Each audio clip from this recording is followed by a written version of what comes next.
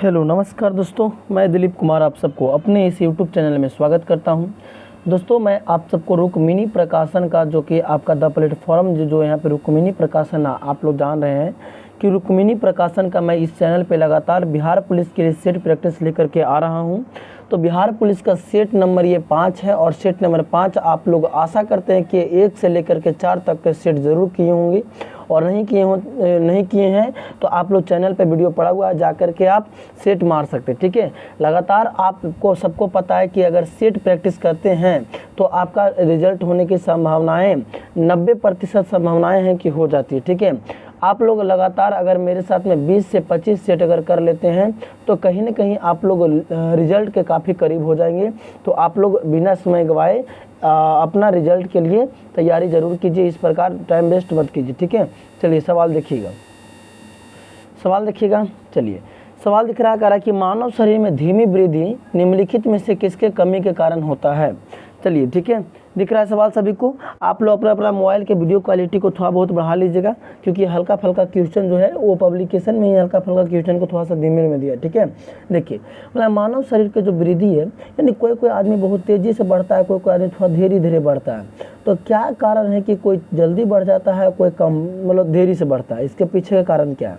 तो मैं बता दूं कि इसके पीछे कारण है प्रोटीन के कारण। किसका कारण? प्रोटीन के कारण। ठीक है, यानी मानव शरीर में धीमी वृद्धि जो होती है वो प्रोटीन के कमी के कारण होता है। आप प्रोटीन जो शब्द है वो सबसे पहले कौन आदमी दिया था? तो जे बर्जीलियस नामक कोई आदमी दिए थे। जे बर्जीलियस, आपको याद रखना है कि जे बर्जीलियस जो है वो जे बर्जीलियस ने सबसे पहले प्रोटीन शब्द का उपयोग किया था। ठीक है, चलिए आज के हम इस वीडियो को टारगेट रखते हैं 500 व्यूज़ का टारगेट रखते हैं। और यदि आप चैनल पर नए हैं तो चैनल को सब्सक्राइब कर लीजिए, क्योंकि इस चैनल पे लगातार वीडियो आता है। तो आप लोग चैनल को सब्सक्राइब कर लीजिए ताकि आप लोग को पास कोई भी वीडियो डाले तो उसका नोटिफिकेशन चला जाए। ठीक है, चलिए बिना समय गवाए स्टार्ट करते हैं। क्वेश्चन नंबर 2 देखिए, बोला कि हमारे शरीर में रक्त का दाब होता है, किससे कम होता है? वायुमंडलीय दाब से कम होता है कि वायुमंडलीय दाब से अधिक होता है कि वायुमंडलीय दाब के बराबर होता है, या इनमें से कोई नहीं? मतलब कि हम लोग के शरीर में जो ब्लड है, जो खून है, वो किसके मतलब आसपास होता है? तो आप सबको पता है कि मानव के जो ब्लड जो है वो 120/80 mm Hg होता है। ठीक है, mm आप लोग को याद रखना। ठीक है, लेकिन इसको मैं बात करें कि अगर कम रहेगा तो आपको सबको पता बीपी लो हो जाएगा, ज़्यादा रहेगा तो बीपी हाई हो जाएगा। तो इसलिए वायुमंडलीय दाब के बराबर होना आपका ज़रूरी है। ठीक है, चलिए क्वेश्चन नंबर 3 दिख रहा है, निम्नलिखित में से कौन मुद्रास्फीति से सर्वाधिक लाभ पाता है? मुद्रास्फीति से कौन सर्वाधिक लाभ पाता है, आप लोग को बताना। ठीक है, तो आप सबको पता है कि मुद्रास्फीति से कौन लाभ पाता है? तो मुद्रास्फीति से आपका ऋण ज़्यादा मतलब कि लाभ पाता है। अच्छा, आपको दिमाग में चल रहा हो कि सर मुद्रास्फीति क्या है? तो मुद्रास्फीति का तात्पर्य यह है कि वस्तु के तुलना में मुद्रा का मूल्य घट जाना, यानी कि वस्तु के तुलना में मुद्रा का जो मूल्य है वो क्या हो जाता है? मुद्रा का मूल्य घट जाता है। आपको याद रखना है कि वस्तु ज़्यादा इम्पोर्टेंट हो जाता है, पैसा ज़्यादा इम्पोर्टेंट नहीं होता है। ठीक है, चलिए आगे देखिएगा। मानव शरीर में विटामिन ए संचित रहता है, कहाँ रहता है इसे बताना। ठीक है, तो सबसे पहले विटामिन ए का वैज्ञानिक नाम क्या है? तो रेटिनॉल। आप सबको याद रखना है कि विटामिन ए का वैज्ञानिक नाम क्या है? तो रेटिनॉल। ठीक है, चलिए आप सबको पता है कि विटामिन ए की कमी से कौन सा रोग होता है? तो रणतौंधी होता है। ठीक है, रणतौंधी होता है, आप सबको याद रखना। ठीक है, चलिए इसका आंसर दीजिए आप लोग। इसका आंसर क्या होगा? मानव शरीर में विटामिन ए संचित होता है, कहाँ होता है आप सबको बताना। ठीक है, तो मानव शरीर जो है वो लीवर में यानी यकृत में जो है वो विटामिन ए संचित रखता है। ठीक है, अगला देखिएगा। क्वेश्चन नंबर 5 दिख रहा है, मतलब किस ग्रह का रंग लाल दिखाई देता है? ये सवाल बहुत इंपॉर्टेंट है, बहुत इंपॉर्टेंट, आप लोगों को ध्यान से याद रखना। ठीक है, तो ये मार्स जो है, जो कि मंगल है, वो आपको ध्यान देना है कि इसका रंग जो है वो लाल दिखाई देता है। ठीक है, अच्छा, मंगल ग्रह पे पहुंचने वाले सबसे पहला देश के नाम क्या था? तो अपना प्यारा इंडिया। अपना प्यारा इंडिया जो है वो सबसे पहले मंगल ग्रह पे गया था। ठीक है, चलिए आगे देखिएगा। क्वेश्चन नंबर 6, मेरे प्यारे व्यूअर्स, आप लोग अभी तक अगर चैनल को सब्सक्राइब नहीं किए हैं तो आप लोग किस बात का इंतज़ार कर रहे हैं? पहले चैनल को सब्सक्राइब कर लीजिए ताकि मैं डेली पर वीडियो को लेकर के आता हूं तो आप लोग के पास नोटिफिकेशन चला जाए, ठीक है।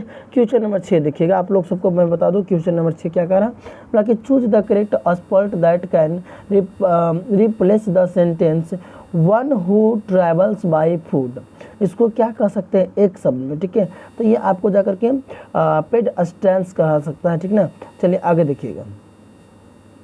7 नंबर सवाल कह रहा है कि choose the correct spelled word, यानी कि इनमें से कौन जो स्पेलिंग है वो सही लिखा हुआ है।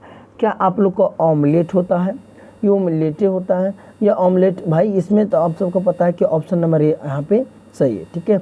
आगे देखिएगा क्वेश्चन नंबर 8 कह रहा है ताकि choose the correct suffix, suffix बताना है।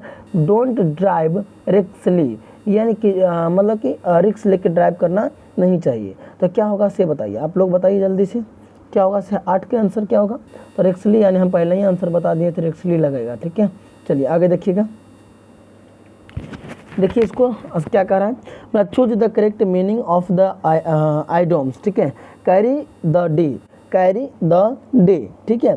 यानी इसका क्या होगा, तो कैरी द डे को होता है वन ऑफ विक्टोरिया, ठीक है, वन ऑफ विक्टोरिया। आगे देखिएगा, ये इंग्लिश का लास्ट सवाल है। आगे इंग्लिश का सवाल आया होगा तो नहीं कर सकते, लेकिन ये इंग्लिश का लास्ट सवाल है, ठीक है। क्वेश्चन नंबर 10, क्वेश्चन नंबर 10 कह रहा है कि choose the correct form of verb, he will unlock the door when dot dot dot gate.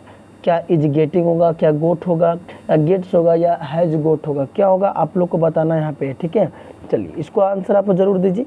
तो आप सबको मैं बता दूं कि इज गेटिंग होगा, क्या होगा, इज गेटिंग होगा। अगला देखिए क्वेश्चन नंबर 11, क्वेश्चन नंबर 11 आप लोग को दिख रहा है। क्वेश्चन नंबर 11 क्या कह रहा है देखिएगा, किसी देश में उत्पादित किए गए संपूर्ण सामान और सेवाओं का मूल्य उसका क्या कहलाता है, ठीक है। तो आप सबको पता है कि वो सकल घरेलू उत्पादन कहलाता है, ठीक है। इसको देखिए 12 नंबर सवाल क्या कह रहा है, कहा कि मुद्रास्फीति को अस्थायी तौर पर नियंत्रित करने के लिए निम्नलिखित में से किसका प्रयोग किया जाता है। तो ये मुद्रास्फीति में कमी करने के लिए इसका प्रयोग किया जाता है। अगला सवाल देखिए आप लोग, कि प्रथम औद्योगिक नीति कब लागू किया गया था, यानी कि जो प्रथम बार जो औद्योगिक नीति है इसको कब लागू किया गया था। तो ये आप सबको पता है कि 13 अप्रैल 1948 को, यानी कि जब भारत आज़ाद हुआ था तो अगस्त में आज़ाद हुआ था, और ये अप्रैल में आपको प्रथम औद्योगिक नीति पेश हुआ था, ठीक है। चलिए ये सवाल देखिए, कि बिहार की आय में सर्वाधिक योगदान किसका होता है, यानी कि आय इनकम बोल रहा है। तो इनकम में आप सबको पता है सेवा क्षेत्र में होता है। कृषि क्षेत्र को प्राथमिक क्षेत्र कहा जाता है, प्राइमरी सेक्टर कहा जाता है, ठीक है, प्राथमिक क्षेत्र, ठीक है। चलिए औद्योगिक क्षेत्र को द्वितीयक क्षेत्र कहा जाता है, आप सबको पता है, और सेवा क्षेत्र को तृतीयक यानी टर्सरी क्षेत्र कहा जाता है, ठीक है। चलिए अगले चले, आप सबको ध्यान से देखा जाए, अगले चले। आप लोग अभी तक वीडियो को लाइक नहीं किए हैं तो पहले वीडियो को लाइक करके चैनल को सब्सक्राइब कर लीजिए, ठीक है। और इस तरह के डेली वीडियो शाम को हम लोग 6 बजे 7 बजे के आसपास में लेकर के आते हैं, तो आप लोग ज़रूर देखा कीजिए, ठीक है। और इस प्रकार से क्या कह रहा है देखिए, अगला सवाल 15 नंबर सवाल कह रहा है, ए हाउस फॉर मिस्टर विश्वास पुस्तक के लेखक निम्नलिखित में से कौन है। ए हाउस फॉर मिस्टर विश्वास पुस्तक के लेखक निम्नलिखित में से कौन है। तो ये सबको पता है कि वी.एस. नायपॉल है, ठीक है। कौन है? वी.एस. नायपॉल, ठीक है। चलिए आगे देखते हैं, अगला सवाल देखिए 16 नंबर सवाल क्या कह रहा है। 16 नंबर सवाल कह रहा है, एक सेकेंड थोड़ा सा, ओके। 16 नंबर सवाल देखिए, कह रहा है कि क्या लगा, हथौड़ी हड़ौती बोली कहाँ बोली जाती है। हड़ौती बोली है जी, सॉरी, क्या लिखा है, हड़ौती बोली जो है वो कहाँ बोली जाती है। तो आप सबको पता है कि हड़ौती बोली जो है वो हमारे प्यारा सा एक स्टेट यानी राजस्थान, जो कि क्षेत्रफल की दृष्टि से सबसे बड़ा राज्य कहलाता है, वहाँ बोला जाता है, ठीक है। चलिए क्वेश्चन नंबर 17 आप लोग देखिए क्या कह रहा है, बोला कि भारत भारती पुरस्कार इनमें से किसको सबसे पहले मिला था। तो भारत भारती पुरस्कार सबसे पहले महादेवी वर्मा, जिसका एगो बहुत फेमस, इनका एगो बहुत फेमस मतलब कहानी जिसका नाम है गौरा। गौरा एक गाय का नाम है जिसमें बछड़ा का नाम लाल मनी रखा गया है, ठीक है। आप लोग को ये ध्यान रखना है, जो कि आपको इंटर में 50 नंबर के अगर आप लोग हिंदी लीजिएगा तो वहाँ उसमें आपको मिलेगा, उस बुक में मिलेगा, ठीक है। 18 नंबर सवाल दिख रहा है। 18 नंबर सवाल आप लोग को देख के बताना है क्या होगा आंसर से, ठीक है। बताइए इसका आंसर क्या होगा। करा कि लिंग संबंधित अनुप्रयुक्त विकल्प निम्न में से कौन सा होगा, ठीक है, देखिएगा इसमें से कौन सा सही होगा। ठीक है, तो ये 18 का कर्ता कर्ती जाकर के आपका वो सही होता है। ठीक है, वर्तनी के दृष्टि से अशुद्ध शब्द का चयन कीजिए। क्या सूर्योदय सही है, माने गलत चुनना है भाई, अशुद्ध चुनना है। ठीक है, क्या सूर्योदय है या आशीर्वाद है या पारमार्थ है या महर्षि है, क्या है? तो मुझे तो लगता है कि सूर्योदय सही है, आप महर्षि भी सही है, आशीर्वाद भी सही है, यानी पामार्थ गलत होना चाहिए मुझे लगता है। आप लोग क्या कहते हैं? यानी ये सही होगा, यानी कि ये गलत है, यानी कि यहाँ पर क्वेश्चन के हिसाब से ये सही होगा। ठीक है, चलिए आप लोग ध्यान रखिएगा, आशीर्वाद ध्यान रखिएगा, ये पूछेगा बोला कि आंखें चार होना मुहावरा का अर्थ क्या होता है? आंखें चार होना, ठीक है, क्या कठिनाई में पड़ना, एक दूसरे को देखना, या क्रोध करना, या नींद आना। ठीक है, आंखें चार होना मुहावरे का अर्थ होता है एक दूसरे को देखना। ठीक है, याद रहेगा, एक दूसरे को देखना। ओके, 21 नंबर सवाल देखिए क्या कह रहा है इसे। 21 नंबर सवाल कह रहा है कि प्रथम थर्मामीटर विकसित करने वाले वैज्ञानिक कौन है? यानी जो पहली बार थर्मामीटर जो डेवलप किया गया था वो कौन किया था? ठीक है, तो प्रथम जो थर्मामीटर है वो आपको गैलीलियो ने किया था। आप सबको याद रखना है कि कौन किया था? गैलीलियो ने किया था। ठीक है, अगला 22 नंबर सवाल देखिएगा, यानी प्रथम थर्मामीटर गैलीलियो ने किया था। अगला देखिएगा, करा विराम अवस्था में स्थित एक पिंड एक बहुत से टुकड़ों में बट जाता है, फटने से बने टुकड़ों के संवेग का योगफल होगा, किसके बराबर होता है इसे बताना। ठीक है, तो आप सभी बच्चे को पता है कि ये शून्य के बराबर होता है। ठीक है, किसके बराबर होता है? ये शून्य के बराबर होता है। अगला बोला कि बल बाहु का मान यदि दुगुना कर दिया जाए तो बल आघूर्णन के मान क्या होगा? ठीक है, तो बल बाहु के मान दुगुना कर देने के कारण ये भी आपका आघूर्णन का जो मान है वो भी दुगुना हो जाता है। आप लोग को ये ध्यान रखना। ठीक है, बाकी प्राकृतिक में कौन सा बल का अस्तित्व प्रत्येक स्थान पर है? तो आप सबको पता है कि जो आपका 24 के जो है वो गुरुत्वाकर्षण बल, कहीं भी चले जाइए गुरुत्वाकर्षण बल जो है वो हर जगह पे सेम ही रहता है। ठीक है, अगला मतलब एक स्रोत की आवृत्ति 10 के पावर -3 हर्ट्ज है तो उसके आवर्त काल का मान क्या होगा? ये आप लोग बताइए। पहले आप लोग को मैं बताता हूँ कि आवृत्ति का एसआई मात्रक जो है वो हर्ट्ज होता है, आप लोग को ध्यान रखना है। ठीक है, तो इसका आंसर मैं बता दूं कि इसका आंसर बोला एक स्रोत कि एक स्रोत आवृत्ति जिसका जो आवर्त काल है वो 10 के पावर -3 है, तो इसका मान क्या होगा आप लोग को बताना है। तो इसका मान होगा 10 के पावर -3। ठीक है, चलिए याद रखिएगा 10 के पावर -3। आगे देखिएगा, गैस में उत्पन्न हो सकती है, गैस में क्या उत्पन्न होती है? केवल अनुप्रस्थ तरंग, केवल अनुदैर्ध्य तरंग, या अनुप्रस्थ या अनुदैर्ध्य दोनों, या सभी कथन गलत है? क्या होगा से बताना। तो पहली बात तो आप सबको पता कि सभी कथन गलत होगा नहीं। ठीक है, और आप सबको मैं बता दूं कि इसका जो आंसर होगा वो बी वाला होगा, यानी केवल अनुदैर्ध्य होगा। ठीक है, केवल अनुदैर्ध्य होगा। ओके, आगे देखिए, क्वेश्चन नंबर 27 कह रहा है कि अवतल दर्पण में जब कोई वस्तु ध्रुव और फोकस, ध्यान से देखिए अवतल दर्पण कैसा होता है, ऐसा होता है ना, ये अवतल दर्पण हो गया। बोला कि अवतल दर्पण में जब कोई वस्तु यहाँ ध्रुव यानी पी और फोकस यानी कि यहाँ पे एफ के बीच रहता है तो उसका प्रतिबिंब पीछे बनेगा। भाई दर्पण के पीछे बनता है, तो दर्पण के पीछे कहाँ है? दर्पण के पीछे तो ये हो गया, दर्पण के पीछे यानी कि 27 के सी। उतना मत देखो, दर्पण के पीछे बनेगा बस देख लो। अगर आपको बहुत दिल कर रहा है खासियत देखने का तो देख लीजिएगा कि जब आभासी बनेगा, सीधा बनेगा, वस्तु से बड़ा बनेगा और दर्पण के पीछे बनेगा। ठीक है, अगला दर्पण का सूत्र क्या होगा? दर्पण का सूत्र क्या होता है आप लोग को बताना कि दर्पण का सूत्र क्या होगा। ओके, दर्पण का सूत्र क्या होगा? तो आप सबको पता है कि 1/f बराबर 1/u प्लस 1/v होता है। ये होता है ना, यही होता है दर्पण का सूत्र। तो 28 के जो हो जाएगी यहाँ पे वो कहीं ना कहीं सी में जाकर के टकराएगा, क्योंकि आप सबको पता है कि जब इसको क्रॉस मल्टीप्लाई करेंगे तो उसके बाद अगर क्रॉस मल्टीप्लाई करके और तीनों में अगर आप लोग u भी ऐप से आप अगर भागा दीजिएगा तो ये कट कुट के फिर आपको वही आएगा। ठीक है, 29 नंबर देखिए, आवर्धन की इकाई होती है। ठीक है, अच्छा मैं बात करूं, पहले आप लोग इसका आंसर दीजिए, मैं बात करता हूं इसके बारे में। आवर्धन में अगर अवतल में अगर रहेगा तो ये निगेटिव होता है, आप लोग को याद रखना, लेकिन अगर उत्तल में रहेगा तो ये क्या होता है? तो ये पॉजिटिव होता है। ओके, पॉजिटिव होता है, ध्यान रहेगा। चलिए इसका आंसर दीजिएगा, क्या होगा 29 का आंसर? तो 29 की मैं बता दूँ कि इसकी इकाई नहीं होती है, आप लोग को याद रखना। ओके, चलिए 30 नंबर सवाल यहाँ होगा। 30 नंबर सवाल दिख रहा है आप लोग को, बताइए क्या कारण है? दीर्घ दृष्टि दोष के कारण क्या है? दूरदृष्टि दोष के कारण क्या है? तो दूरदृष्टि दोष क्या रेटिना के बाद बनता है, दीर्घ दृष्टि दोष के कारण बताइए, यानी कि दूरदृष्टि दोष के कारण बताइए। क्या रेटिना के बाद बनता है, रेटिना के पहले बनता है, या रेटिना पर बनता है, इनमें से कोई नहीं, क्या होगा से बताना है। तो ये रेटिना के बाद बनता है दीर्घ दृष्टि दोष के। ठीक है, आगे देखिएगा, सवाल 31 नंबर सवाल दिख रहा है आप लोग को, सवाल दिख रहा है 31 नंबर। क्या कह रहा है इसे, सवाल कह रहा है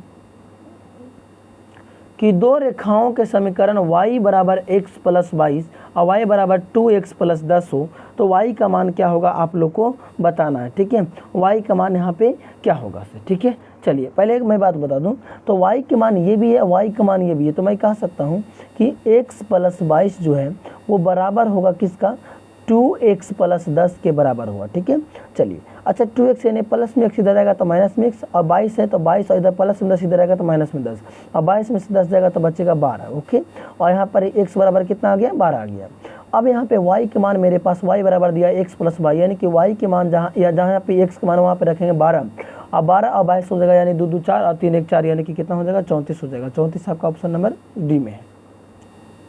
ठीक है, देखिएगा इसको देखिएगा, बताइएगा क्या होगा से।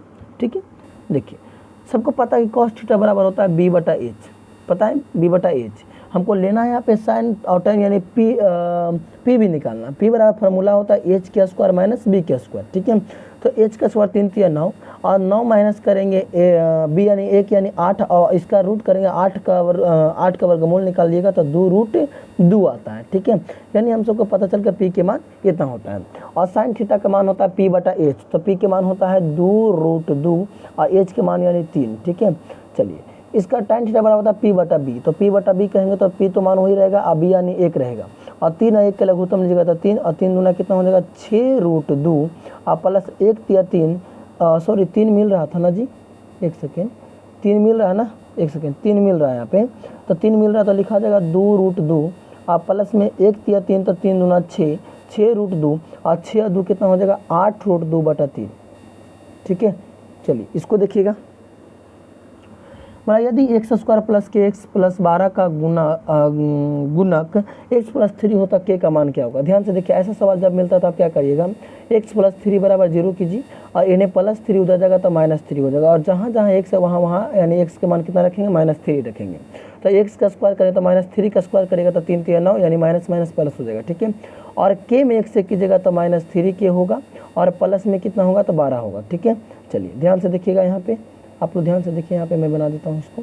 ओके, ध्यान से देखिएगा, तो 12 और 9 कितना हो जाएगा, 12 9 हो जाएगा 21।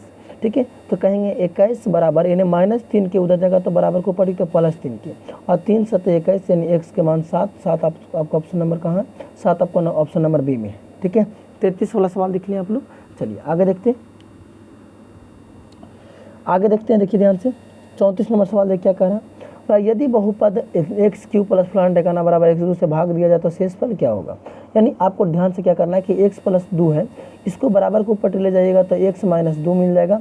ठीक है, और जहाँ जहाँ एक्स है वहाँ माइनस 2 करेंगे, और माइनस 2 करके इसको सॉल्व कीजिएगा तो आपको लास्ट में जो बचेगा शेषफल के तौर पे भागा गुना करके यानी कैलकुलेशन करके वही आंसर होगा, तो आप लोग कर लीजिएगा, यहाँ पे 48 आपका आ जाएगा। ठीक है, चलिए 35 का ये तो आपको बता देते बनाने के लिए, तो 35 के हम आपको आंसर लगा देते हैं। 35 का सी आपका 2160। अब बेर आपको डायरेक्टर कहीं पूछ रहा है, आप लोग को ध्यान रखना है। ठीक है, चलिए मतलब 52 पत्तों की एक गड्डी में से 2 पत्ते निकाल लिए जाते हैं, तो निकाले गए पत्ते को 2 इक्के होने की क्या संभावना है। ठीक है, तो आप सबको मैं बता दूं कि प्रोबेबिलिटी से सवाल है, और प्रोबेबिलिटी के सवाल में आप सबको पता है कि यहाँ पे आपको डी वाला आंसर सही होगा। ठीक है, चलिए आगे देख के चलते हैं। 9x² प्लस px प्लस 16 पूर्ण वर्ग हो तो p के मान क्या होगा। ठीक है, यानी p के मान क्या होगा वो आप लोग को बताना है। ठीक है, चलिए बताया जाए।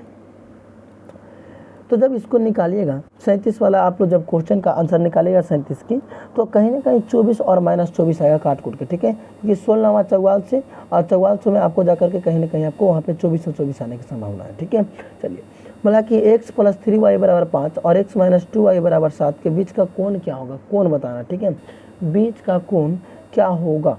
ओके, ध्यान से देखिए, तो इसको जब अगर आप लोग हल कीजिएगा तो 38 के बी यानी कि आपको जाकर के 45 डिग्री का कोण बनेगा। ठीक है, देखिए इसमें ध्यान से देखिएगा, आपको जो भी बातें यहाँ पे दिख रहा है, बोला यदि निम्नलिखित आंकड़ों का बहुलक कितना है 52 है, तो x के मान ज्ञात कीजिए। ठीक है, चलिए तो बहुलक निकालने के लिए आपको सबसे पहले क्या करना है कि छोटा से बड़ा लिखते जाना है, ठीक है। तो छोटा से बड़ा अगर हम बात करें तो यहाँ पे देखिए ध्यान से, बहुलक में आपको ध्यान देने वाली बात ये है कि आपको बोलना है x - 3 बराबर 52। ओके, तो x के मान निकालेगा तो 52 यानी -3 होने जाएगा तो +3, अब 52 और 3 कितना हो जाएगा 55 हो जाएगा, ठीक है। ओके, इसको देखिए बताइए, बोला किसी आयत की लंबाई चौड़ाई की दुगनी है, ठीक है, और यदि आयत का क्षेत्रफल इतना है तो आयत की चौड़ाई ज्ञात कीजिए। बोला लंबाई जो चौड़ाई से दुगनी है, यानी अगर चौड़ाई मानते हैं b बराबर मानते हैं चौड़ाई मानते हैं x, तो जो लंबाई रहेगा वो रहेगा 2x, यही ना, दुगनी यानी यही रहेगा। बोला किसका जो गुणनफल है वो 7200 है, तो हम कहेंगे गुणनफल, किताब कह रहा है 7200, हम कहेंगे 2x में x से करेंगे तो 2x², ठीक है, 2 से काट देंगे 3600, और 3600 के वर्गमूल यानी स्क्वायर वहाँ भेजिएगा तो 6 × 36 यानी कि आ जाएगा x के मान कितना आ जाएगा 60 आ जाएगा। और चौड़ाई बोला तो चौड़ाई मान चुके थे x, यानी कि x के मान हम लोग को 60 निकल कर आया था, यानी कि यहाँ पे B, ठीक है। 41 नंबर सवाल देखिए, 41 नंबर सवाल कह रहा है कि वर्ष 1938 के भारतीय राष्ट्रीय कांग्रेस के हरिपुरा अधिवेशन के अध्यक्षता आपको सबको पता है कि नेताजी सुभाष चंद्र बोस किए थे। हरिपुरा वही किए थे ना, एक बार कन्फर्मेशन, हाँ हरिपुरा वही किए थे, ठीक है। चलिए, अच्छा यहाँ पे देख रहे हैं आप लोग कि सुभाष चंद्र बोस नाम लिखा गया है, तो आप सबको मैं बता दूं कि जो इनके नाम के पहले नेताजी लगाए थे वो हिटलर ने लगाया था, ठीक है। हिटलर से मिलने गए थे तो हिटलर अपने जैसा 5 को मतलब कि डुप्लीकेट आदमी रखता था, तो ये पहचान लिए थे कि असली हिटलर कौन है, इसलिए हिटलर ने खुश होकर इसका नाम के आगे नेताजी लगाया था, ठीक है। अगला बोला चौरी चौरा कांड की वास्तविक तिथि क्या है, तो ये आप सबको पता है कि 5 फरवरी 1922, हाँ यहाँ पे देखिए ये में है 5 फरवरी 1922, जो कि आपका गोरखपुर याद रखना, गोरखपुर उत्तर प्रदेश में ये हुआ था, ठीक है। चलिए आगे देखिएगा, निम्नलिखित में से कौन देशबंधु के नाम से प्रमुख है, देशबंधु के नाम से कौन प्रमुख है आप लोग को याद रखना है, ठीक है। चलिए याद रखना है, अगर आप लोग को याद नहीं रहता है तो मैं बताता हूँ आप लोग को कि देशबंधु के नाम से कौन प्रमुख है, ठीक है। एक सेकेंड थोड़ा सा टाइम दो, ओके ठीक है। हाँ, देशबंधु के नाम से कौन प्रमुख है आप लोग को बताना है कि हाँ सर देशबंधु के नाम से ये प्रमुख है। और आप सबको मैं बता दूं कि देशबंधु के नाम से जो फेमस हो चुके हैं हम लोग के मतलब कि इतिहास में, तो वो है चित्तरंजन दास, ठीक है। कौन है? चित्तरंजन दास है, ठीक है। चलिए 44 नंबर सवाल देखिए, ठीक है। 44 नंबर सवाल क्या कह रहा है, बोला कि इस सिद्धांत का प्रतिपादन किसने किया था कि हड़प्पन सभ्यता के लोग शिव की पूजा करते थे। यानी इसका प्रतिपादन कौन किया था कि हड़प्पा सभ्यता के जो लोग थे वो किसका पूजा करते थे, तो शिव भगवान की पूजा करते थे। तो ये सर जॉन मार्शल जो कि वहाँ के सर्वेक्षण विभाग के ये अध्यक्ष थे, ठीक है। 45 नंबर सवाल देखिए आप लोग क्या कह रहा है। 45 नंबर सवाल में कहा कि निम्नलिखित में से कौन एक जैन विद्वान था, जैन विद्वान, ठीक है। जैन विद्वान आप लोग को आंसर याद रखना है कि निम्नलिखित में से कौन एक जैन विद्वान था। तो मैं बता दूं कि जैन विद्वान जो थे वो आप सबको मैं बता दूं कि जैन विद्वान जो थे वो हेमचंद्र थे। कौन थे? हेमचंद्र थे, ठीक है। अगला, अमेरिकी स्वतंत्रता संग्राम का पहला युद्ध कब हुआ था। आप सबको पता है कि अमेरिकी स्वतंत्रता संग्राम का पहला युद्ध 1775 में लड़ा गया था, ठीक है। चलिए आगे देखिएगा, आगे मैं बता दूं इसका कितना नंबर सवाल है, 47 नंबर। बोला कि हिटलर ने किस देश पर आक्रमण के परिणाम स्वरूप द्वितीय विश्व युद्ध आरंभ किया था, ठीक है। यानी दूसरा विश्व युद्ध की बात कर रहा है, तो ये पोलैंड पर आक्रमण किया था और उसके बाद यानी कि जर्मनी ने पोलैंड पर आक्रमण किया था, उसके बाद जो है वो द्वितीय विश्व युद्ध चालू हो गया था, ठीक है। आगे देखिएगा 48 नंबर सवाल कर रहा है कि संयुक्त राष्ट्र किस सम्मेलन का परिणाम था। जो संयुक्त राष्ट्र था वो किस सम्मेलन का परिणाम था, तो 48 के आप सबको पता है कि सैन फ्रांसिस्को सम्मेलन का ये परिणाम था, आप सबको याद रखना, ठीक है। 49 नंबर सवाल देखिएगा, निम्नलिखित में से किस क्षेत्र से भूमध्य रेखा गुजरती है। तो ये भूमध्य रेखा जो है वो अफ्रीका जो है, अफ्रीका से भूमध्य रेखा गुजरती है, आप सबको याद रखना है। अफ्रीका से कर्क रेखा, भूमध्य रेखा सब गुजरती है, तीनों रेखा गुजरती है, ठीक है। तीनों रेखा कर्क, मकर और भूमध्य तीनों। 50 नंबर सवाल देखिएगा, 50 नंबर सवाल करा कि भारत की प्रमुख वाणिज्यिक फसल कौन सी है। भारत में कौन सा फसल प्रमुख होती है, तो मैं बता दूं कि भारत में चाय, रबड़ और तंबाकू और जूट जैसी फसल जो है वो प्रमुख मानी जाती है, ठीक है। चलिए, तो मैं आप सबको 50 सवाल करवा दिया हूँ और 50 सवाल करवाने के बाद कितने बच्चे को कितना सवाल सही हो रहा है आप लोग ज़रूर बताइएगा कि हाँ सर हम लोग का 45 सही हुआ कि सॉरी कि 50 में 50 सही हुआ, कितना बच्चा को कितना सही हो रहा है आप लोग कमेंट में इसका आंसर जरूर बताइए कि हाँ सर हमको इतना सही हुआ है, ठीक है। और चैनल पे नए हैं तो चैनल को सब्सक्राइब कर दो। और प्रत्येक दिन शाम को हम लोग 6 से 7 के बीच में एक सेट बिहार पुलिस के लेकर के आता हूँ, जिसमें 50 सालों का सवाल करवाते हैं और इसके 50 सवाल अगले दिन करवाते हैं, क्योंकि वीडियो लंबा ज़्यादा हो जाता है इसके कारण, ठीक है। तो चलिए बाय सभी को, गुड नाइट, ठीक है, ओके।